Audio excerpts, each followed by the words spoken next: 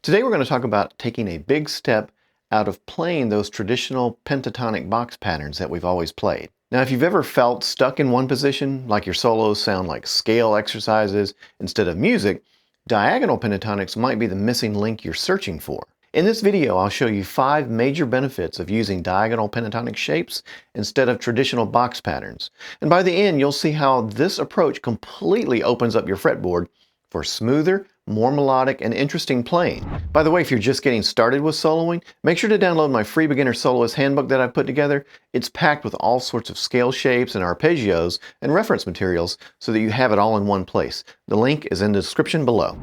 First, let me quickly define terms. Traditional box pentatonics are like this.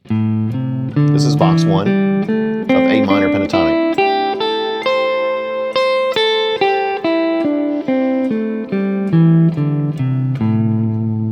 What we're talking about is playing diagonal pentatonics, and those look like this, where we begin with the root as the second note in the shape. So on the 6th string, for instance, in the same key, A minor, I would play the 3rd fret, the 5th fret, that's the root, and then go to the 5th string and play 3, 5, and 7. So it's a 2-3 pattern.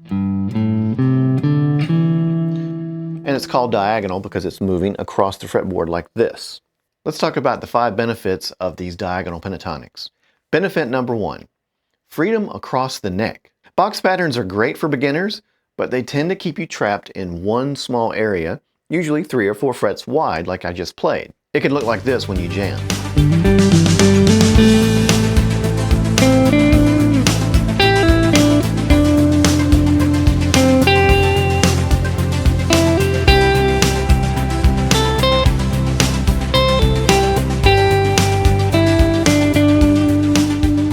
So as you could see, I was staying in this one area here.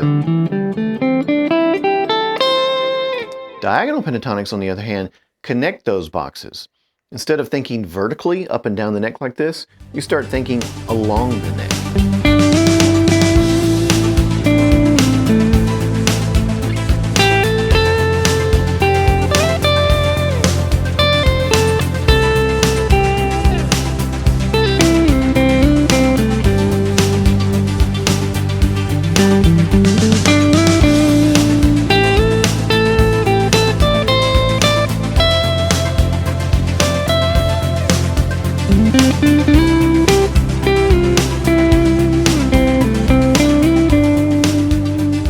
Did you hear that?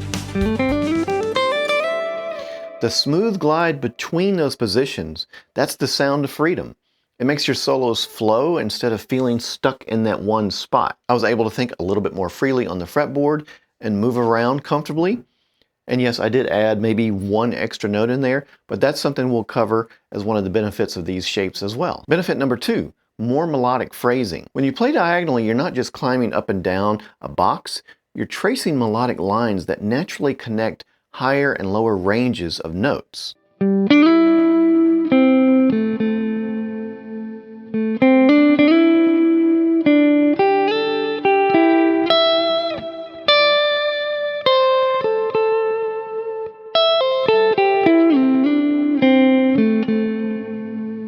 Now this instantly makes your playing sound more like music and less like an exercise. And what was I doing during that? I'm simply thinking about what would a vocalist do? Not what a guitar player with some shapes would do, but what would a vocalist do?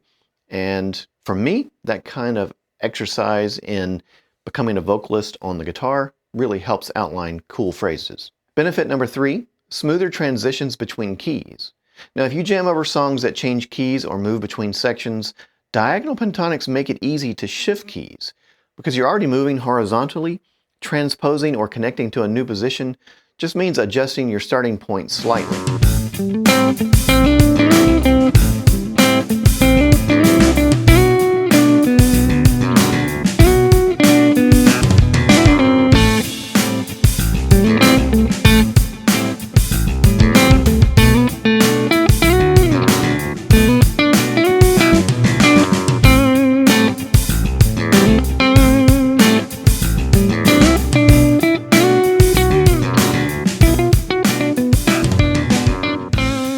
When you think about it, it's a flexible, modular way to think, perfect for soloing over blues, rock, or fusion progressions that aren't locked into one tonal center. Benefit number 4, easier integration with diagonal arpeggios.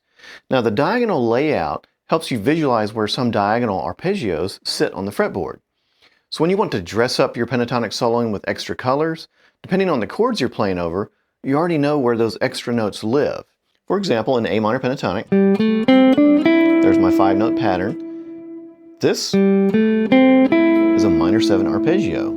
This is a regular arpeggio, root, flat 3rd, and 5th. That's a minor arpeggio, so a minor 7 adds that 7 right there.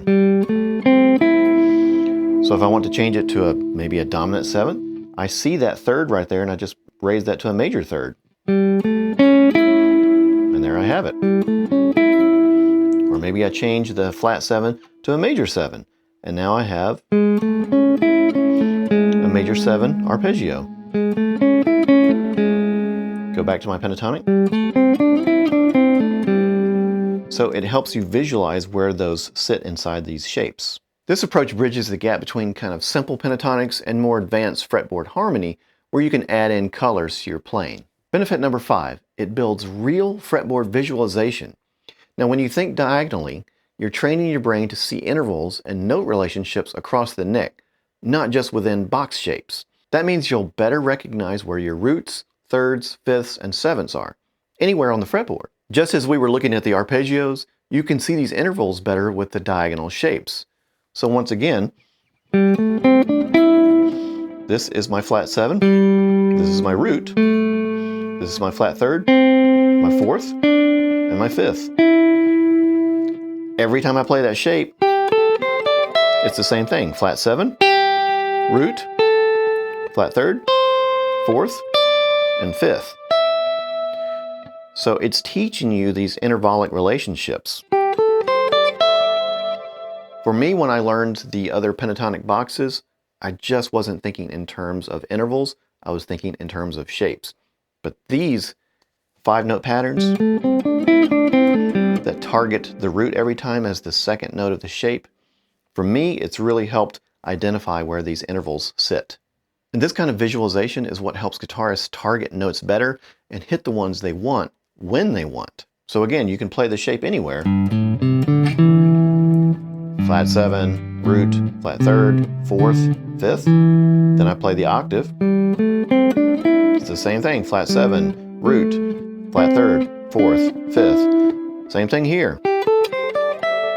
Flat 7, root, flat 3rd, 4th, and 5th.